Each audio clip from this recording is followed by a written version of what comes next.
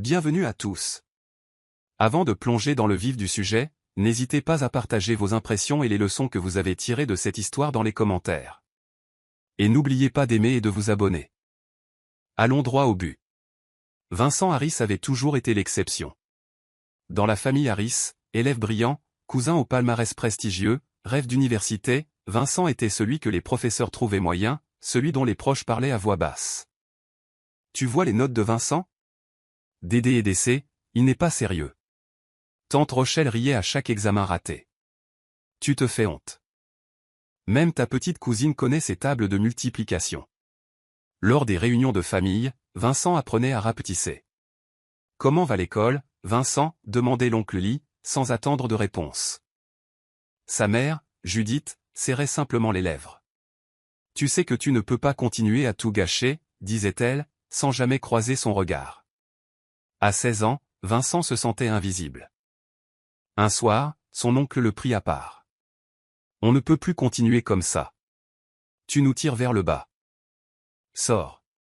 Sa mère se tenait à la porte, les bras croisés. Si tu ne peux pas faire partie de la famille, tu ne peux pas rester ici. Les genoux de Vincent cédèrent. S'il te plaît, donne-moi juste une dernière chance. Je ferai mieux, promis. J'ai juste besoin d'aide. Tante Rochelle détourna le regard, impassible. Oncle Lee grogna. On t'a déjà donné assez de chance. Sarah croisa les bras, le regard fixé au sol. Tu es juste paresseux, Vincent. C'est la vérité. Les yeux de Vincent s'emplirent de larmes. S'il te plaît. Je n'ai nulle part où aller. Judith secoua la tête, la voix neutre. C'est fini. Prends tes affaires et pars. Personne ne m'a tendu la main. Personne ne s'est adouci. Leur visage était impassible. Vincent ne protestait plus. Il sortit dans la nuit avec un sac en plastique rempli de vêtements et le cœur rempli de questions. Pendant des années, Vincent s'est battu pour survivre. Trajet en bus, motel bon marché, boulot dans des entrepôts et dîner de ramen. Il y avait des nuits où il dormait au fond des laveries automatiques, et d'autres où il s'endormait avec un manuel sur la poitrine. À 20 ans, Vincent avait découvert le codage, un domaine que personne dans sa famille ne comprenait. À 25 ans, il avait racheté sa première entreprise. À 32 ans, il figurait en couverture de Forbes, devenant ainsi le plus jeune milliardaire noir d'Amérique. C'est alors qu'un appel a commencé. Sa mère, la voix tremblante. Vincent, c'est ta mère. Tu nous manques, ma belle. Tante Rochelle. Tu sais qu'on a toujours cru en toi. Les familles se disputent. Oncle Lee. Allons dîner, mec. Juste parler. Pendant un an, ils ont tous essayé. Larmes, cadeaux, vieilles photos. Nous n'avons jamais voulu te faire de mal. Vincent les observait en silence. Teresa, sa femme, demanda, tu les crois? Il secoua la tête. Non. Mais je ne suis pas cruel. Il a cédé. Il les a invités à Atlanta. Il a réservé des suites d'hôtels. Il leur a fait visiter ses bureaux. Tu as fait tout ça, murmura sa cousine Sarah. Les yeux écarquillés. Ouais. Tout ça. Bientôt, il achetait des maisons. C'est juste un petit cadeau pour toi, maman, disait-il. Il remet les clés d'un manoir à Buckhead. Il ouvre des commerces pour ses frères. Vous serez fiers de nous. Les fêtes de famille ont repris. Son nom est soudain prononcé avec fierté. C'est la voiture de Vincent. C'est le bureau de Vincent, en centre-ville. Mais le ton n'a pas tardé à changer. Un jour, il a entendu son frère Jamal au téléphone. Ouais. C'est juste l'argent de Vincent. Il s'en occupera. Un autre jour, murmura tante Rochelle, il nous doit tout. À Thanksgiving, ils se disputèrent pour savoir qui recevrait la plus grosse prime de fin d'année de la caisse familiale. Teresa observait, inquiète. Ils font comme si tu travaillais pour eux. Vincent répondit, ce n'est qu'une question de temps. Il commença à reculer. Il a arrêté de répondre à tous les appels, il a arrêté les cadeaux. C'est là que le ressentiment s'est manifesté. Tu te comportes comme un nouveau venu, Vincent, a lancé son cousin pendant le brunch du dimanche. Tu n'as pas oublié d'où tu viens, n'est-ce pas, dit l'oncle Uli d'une voix sèche. Vincent sourit et changea de sujet. Un soir, il dit à Teresa, je veux savoir jusqu'où ça va. Et si je n'étais pas là demain? Elle fronça les sourcils. De quoi parles-tu? De rien. Il mentait. Un mois plus tard, par une nuit pluvieuse dans le Colorado, le monde apprenait la mort de Vincent Harris. Un violent accident sur une route de montagne sinueuse. Sa voiture de luxe était méconnaissable. Ils n'ont trouvé qu'un squelette sur le siège conducteur et un portefeuille à son nom. Teresa a appris la nouvelle à Atlanta. Sa voix tremblait tandis que des policiers se tenaient devant sa porte. « C'est vrai ?» demanda-t-elle en fixant les numéros de badge. « Oui, madame. Nous sommes vraiment désolés. » Elle s'effondra, le chagrin s'échappant d'elle comme la pluie. La famille Harris arriva dans l'heure. Personne ne serra Teresa dans ses bras. Personne ne s'est excusé. Jamal a été le premier à franchir la porte. « Où est l'acte de propriété? Sarah? Déjà au téléphone. Oui, ma fille, on arrive. Je te rappelle quand on saura qui aura quoi. Tante Rochelle se servit un verre et se mit à l'aise. Tu ferais mieux de commencer à faire tes bagages, Teresa. Teresa cligna des yeux, incrédule. Il est parti. Tu parles d'une dispute. Jamal l'a interrompu. Il était de notre sang. Vous venez de vous marier. Ce soir-là, dans le salon de Vincent, ils ont partagé sa fortune. Oncle Uli a commencé avec les voitures. Je prends la Porsche. Sarah a réclamé l'appartement de Miami. Tante Rochelle voulait les bijoux et la maison au bord du lac. Tu ne peux pas, Teresa essaya, mais Jamal ricana, reste dans ta voie. À 2 heures du matin, la famille avait emménagé dans le manoir. Teresa était assise au bas des escaliers, les genoux contre sa poitrine. Ils ont ri dans la cuisine, ont trinqué avec le meilleur champagne de Vincent et ont dressé la liste de ce qu'ils allaient vendre en premier. Teresa a crié, « J'ai juste besoin de temps pour digérer. » Tante Rochelle leva les yeux au ciel. Puis, nous sortons. Tu nous ralentis. Au matin, ils avaient commencé à emballer ses costumes et ses montres. Jamal lui tendit un dossier. Signez ce qui vous reste. Les mots de passe, les coordonnées bancaires. Tout cela appartient à la famille. Teresa le regarda, les lèvres tremblantes.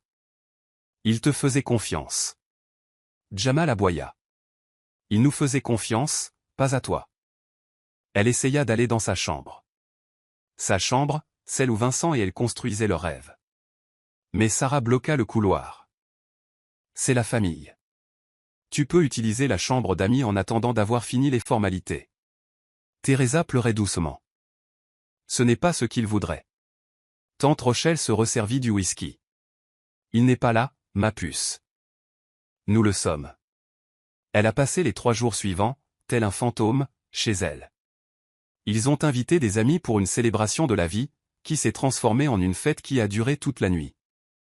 Teresa s'enferma dans la salle de bain, serrant ses genoux, priant pour que Vincent franchisse la porte.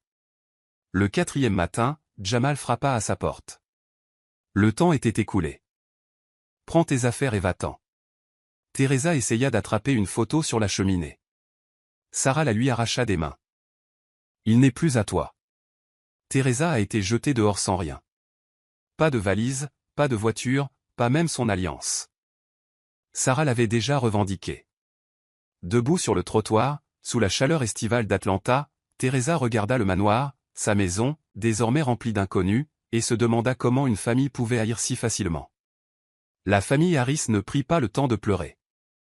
Alors que la ville bourdonnait des gros titres annonçant la fin tragique du jeune milliardaire, le manoir se transformait en un carnaval de cupidité.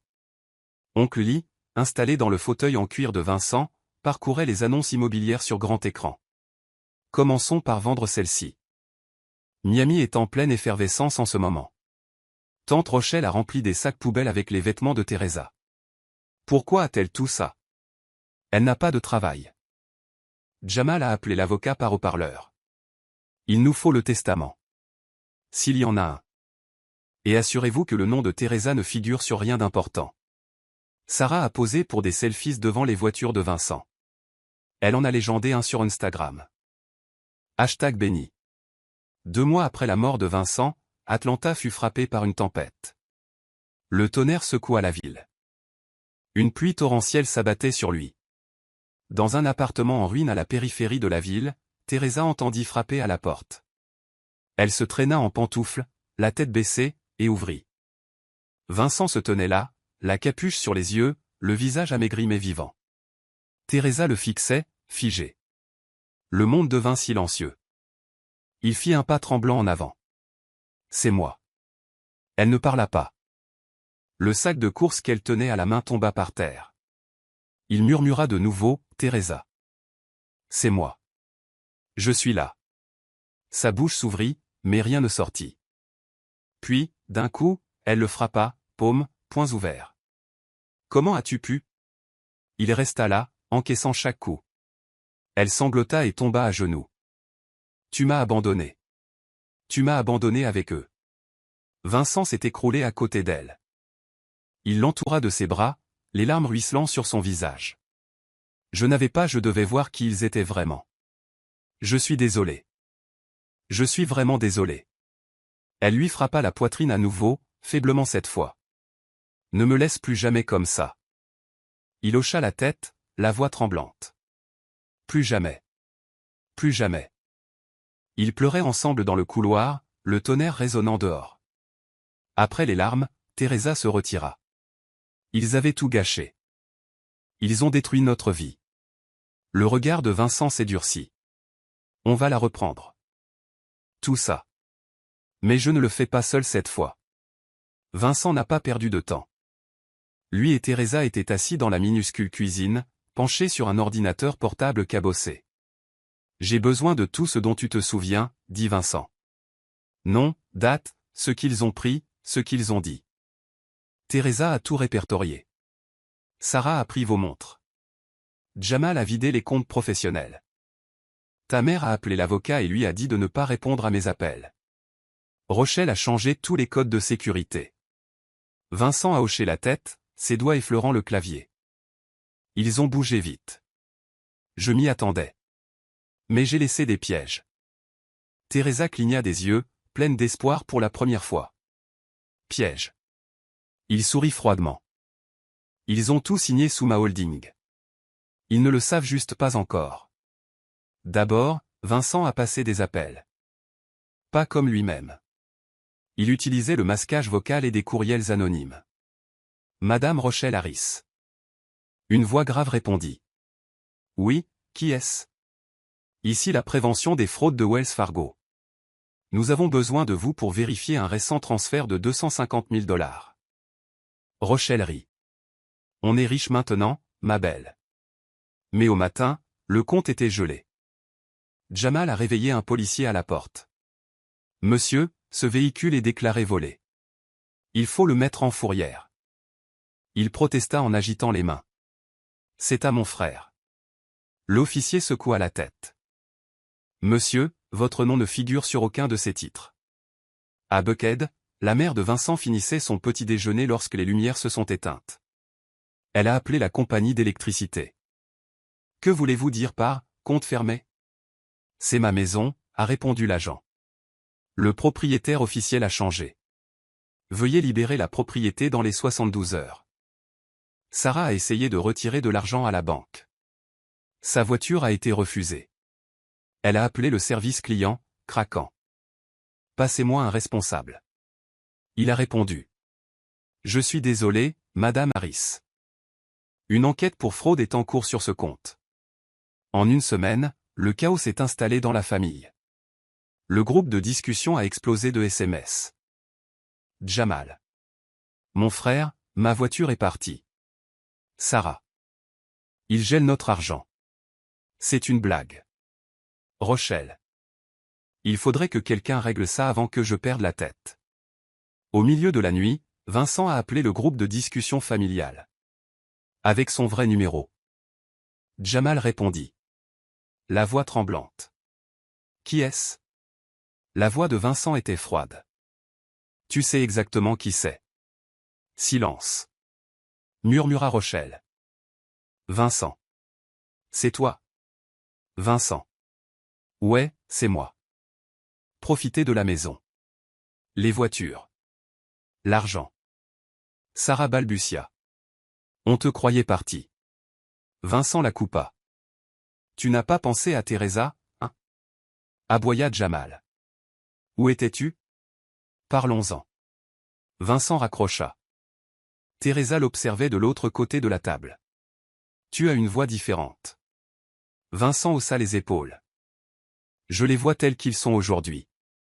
Il a intenté une action civile pour fraude, vol et abus de confiance. Les ordonnances du tribunal sont arrivées au manoir quelques jours plus tard.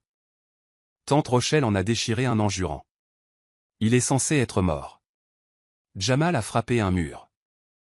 Il nous faut un avocat. Vite. Les camions de saisie sont arrivés ensuite. Toutes les voitures, tous les appareils électroménagers de luxe, jusqu'aux derniers téléviseurs et haut-parleurs ont été sortis de l'allée de Buckhead. Sarah a couru dehors en pyjama, en hurlant. Tu ne peux pas faire ça. Le chauffeur a juste pointé les papiers du doigt. On ne peut pas. Tout est là. La mère de Vincent tenta d'implorer sa clémence. Elle appela l'ancien numéro qu'elle avait enregistré. Vincent décrocha. Elle murmura, bébé, tout ça n'était qu'une erreur. Tu nous manques, c'est tout. Il répondit catégoriquement. Je t'ai supplié aussi. Souviens-toi, à la fin du mois, le manoir Harris était vide. La famille n'avait que les membres de sa famille. Et leurs histoires. Jamal arpentait le salon d'un appartement bon marché. Comment a-t-il fait ça? Il était censé être mort. Rochelle a craqué. Il n'a jamais été stupide. J'aurais dû m'en douter. Pendant ce temps, Vincent et Teresa réemménageaient discrètement dans un nouveau penthouse avec vue sur Atlanta. Un soir, Teresa contempla les lumières de la ville. Et maintenant? Sourit Vincent. On vit. C'est tout. L'histoire de la chute de la famille Harris fit la une des journaux aux quatre coins d'Atlanta. Personne ne les invita à faire la fête. Personne ne se souvenait de leur nom, si ce n'est du désordre qu'ils laissaient derrière eux. Vincent ne tendit plus la main. Il n'en avait pas besoin. Il regarda sa famille sombrer dans le silence et serra la main de Teresa un peu plus fort chaque soir. Pour la famille Harris, le seul son qui subsistait était l'écho de chacune de leurs paroles froides. Vincent et Teresa ne regardèrent jamais en arrière.